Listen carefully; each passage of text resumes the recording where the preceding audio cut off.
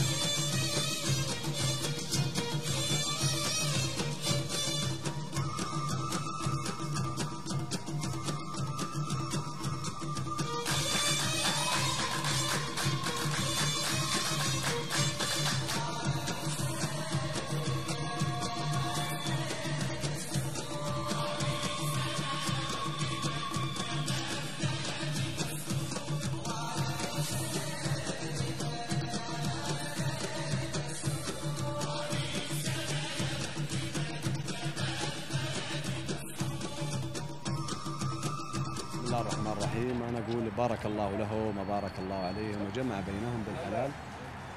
خبر مفرح بالنسبة لنا كأسرة هلالية وجميع الرياضيين.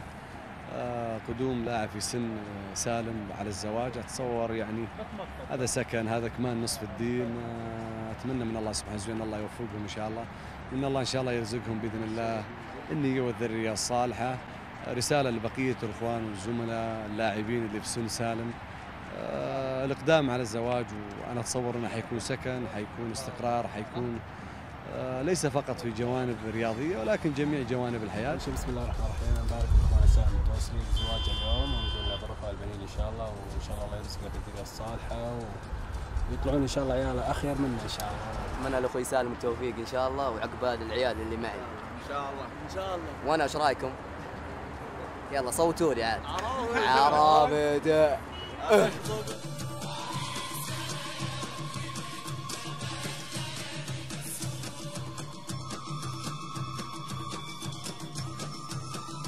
بنبارك لاخونا سالم الدوسري ونقول الله يوفقه ان شاء الله، ولاعبنا المعتز الغناوي يحب يبارك له.